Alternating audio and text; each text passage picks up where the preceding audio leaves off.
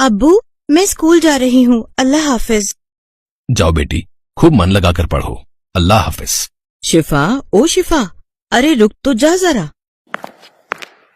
ये ले तेरे खाने का डिब्बा, आज फिर भूले जा रही थी। ओ शुक्रिया मेरी अम्मी, अच्छा हुआ जो आपने याद दिला दिया, वरना कल की तरह फिर से भूखे रहना पड़ता मुझे। अब मैं चलती हूँ, अल्लाह हाफिज अम्मी। इतना कहकर शिफा अपने स्कूल चली जाती है। शिफा के अब्बू उस्मान एक गरीब किसान थे, हालांकि वो बहुत ईमानदार थे, इतने कि उसकी ईमानदारी का पूरे गांव में चर्चा था। गरीब होने के बावजूद उन्होंने हमेशा शिफा को पढ़ाया लिखाया। शिफा भी एक होशियार लड़की थी। वो गांव के सरकारी स्कूल में पढ़ती थी और हर साल सबसे अच्छे नंबर लाकर पास होती थी। सभी बच्चे ध्यान से मेरी बात सुनो, कल सभी बच्चों को अपने अपने घर से किसी न किसी बड़े को लेकर आना है। माता पिता आ सके तो सबसे बढ़िया, कल तुम लोगों का रिजल्ट बताया जाएगा, ठीक है? अगले दिन शिफा अपने अब्बू को साथ लेकर स्कूल जाती है और फिर कक्षा 8 में टॉप किया है शिफा ने। शाबाश बेटा, आगे आओ। शिफा स्टेज पर जाती है। हमें वाकई शिफा जैसे बच्चों की जरूरत है। ये हर साल अपनी क्लास में फर्स्ट आती है। मैं धन्यवाद देता हूँ इस होनहार बच्ची के पिता उस्मान भाई को। शिफा की इस कामयाबी के पीछे इनकी कितनी मेहनत है, ये बात मैं अच्छे से जानता हूँ। प्रिंसिपल सर की बात सुनकर उस्मान का सीना गर्व से चौड़ा हो जाता है, साथ ही उनकी आंखों में खुशी के आंसू भी आ जाते हैं। और घर पहुंचने के बाद, ज़ैनब भाई दिल खुश कर दिया बिटिया ने। हमारी बिटिया है ही इतनी अच्छी, अल्लाह हर बुरी नजर से बचाए हमारी बच्ची को। पता है ज़ैनब, अब तक गांव भर में मुझे सब मेरे नाम से जानते थे, लेकिन अब जब शिफा की वजह से मेरी पहचान होती है ना, तो दिल को बड़ा सुकून मिलता है। अब तो बस अल्लाह से यही दुआ है कि हमारी शिफा का हर ख्वाब पूरा हो और बड़ी होकर वो जो बनना चाहती है वो बन सके। आमीन। आप देखिएगा ऐसा जरूर होगा। वक्त अपनी रफ्तार से बीत रहा था और एक दिन कुछ ऐसा हुआ जिसने सब कुछ बदल कर रख दिया। स्कूल से घर लौटते हुए शिफा को एक गाड़ी ने टक्कर मार दी। इस हादसे में शिफा ने अपनी दोनों आंखों की रोशनी खो दी। ये हादसा सिर्फ शिफा पर ही नहीं बल्कि उसके पूरे परिवार पर कहर बनकर टूटा था। शिफा से जुड़े उसके अब्बू और अम्मी के सपने भी टूट गए थे और खुद शिफा भी पूरी तरह से टूट गई थी। अब्बू मुझे माफ कर दीजिए, मैं हार गई, अब मैं कुछ नहीं बन पाऊंगी, मैं किसी लायक नहीं रही। अब्बू। नहीं मेरी बच्ची, ऐसे हिम्मत नहीं हारते, अल्लाह पर भरोसा रखो, वो सब ठीक करेंगे। इस बात का शुक्र करो कि इतने खतरनाक हादसे के बाद भी तुम हमारे साथ हो। नहीं अब्बू, अब मेरे जिंदा रहने का क्या मतलब है, जब कुछ देख ही नहीं सकती तो जी कर क्या करूंगी मैं। वक्त बीत रहा था और शिफा वक्त के साथ और भी ज्यादा नाउम्मीद होती जा रही थी। वो खुद पर से भरोसा पूरी तरह से खो चुकी थी। दूसरी तरफ शिफा के इलाज पर खर्च की वजह से घर की माली हालत भी पहले से बदतर हो गई थी। उस्मान ने खेती बाड़ी के साथ साथ शहर जाकर मजदूरी करना भी शुरू कर दिया और फिर एक दिन शहर से घर लौटते हुए, अरे ये किसका बैग है? अब खोल कर देखता हूँ, शायद जिसका है ये उसकी कोई पहचान मिल जाए। उस्मान उस बैग को उठाकर खोलता है तो उसे अपनी आंखों पर यकीन नहीं होता। उस बैग के अंदर सोने चांदी के ढेर सारे गहने भरे हुए थे। या खुदा, कितनी मेहनत से ये सब जोड़ा होगा किसी ने, पर इसके अंदर तो ऐसा कुछ भी नहीं जिससे इसके मालिक के बारे में कुछ पता चल सके। लेकिन जो भी हो, मुझे उसे ढूंढना ही होगा जिसका ये बैग है। कितना परेशान होगा वो। इतना सारा सोना और चांदी उस्मान ने पहली बार देखा था और फिलहाल उसकी माली हालत भी बहुत ज्यादा खराब थी। लेकिन उस्मान अल्लाह की इबादत करने वाला बंदा था। उसके मन में एक पल को भी लालच नहीं आया और वो उस बैग के मालिक को ढूंढने की उम्मीद में आगे बढ़ने लगा।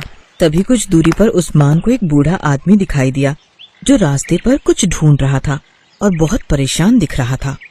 अस्सलाम वालेकुम, आप कुछ ढूंढ रहे हैं क्या? कुछ खो गया है क्या? वालेकुम अस्सलाम बेटा, मेरा एक बैग था, वो कहीं गिर गया है, उसमें बहुत सारे जी कहीं ये तो आपका बैग नहीं है? अरे हाँ, अब यही तो है, शुक्र है अल्लाह का, ये मुझे वापस मिल गया। बूढ़े आदमी ने फौरन अपना बैग खोलकर देखा। उसने पाया कि बैग में सब कुछ सही सलामत है और कुछ भी गायब नहीं था। ये देखकर बूढ़े आदमी ने चैन की सांस ली और फिर, बेटा तुम जैसे फरिश्ते आज भी मिलते हैं, ये मैंने नहीं सोचा था।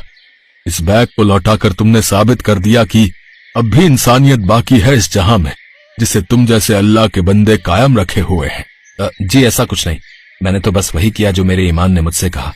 अच्छा तो अब मैं चलता हूँ, खुदा हाफिज। नहीं नहीं, तुम्हें खाली हाथ कैसे जाने दूं? लो ये एक मेरी तरफ से ये रख लो।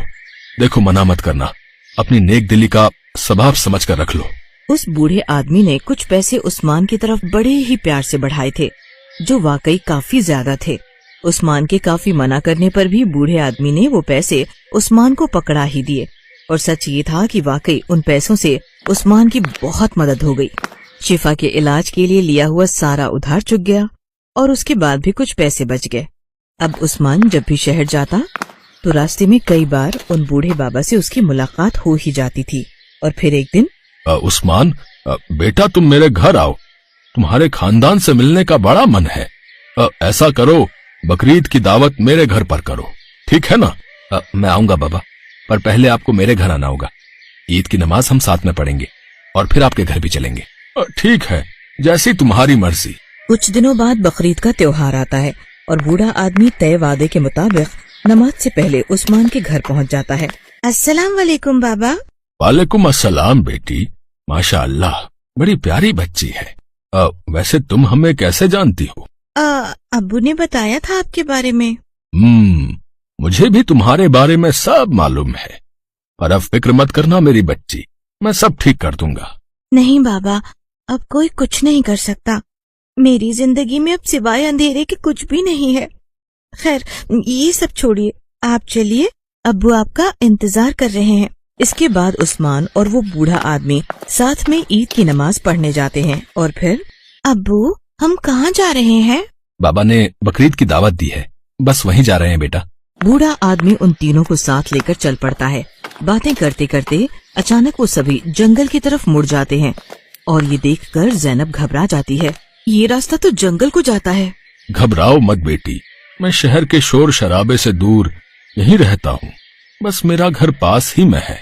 कुछ देर चलने के बाद जंगल के बीचों बीच सबको एक आलीशान हवेली दिखाई देती है, जिसे देखकर उस्मान और ज़ैनब चौंक जाते हैं।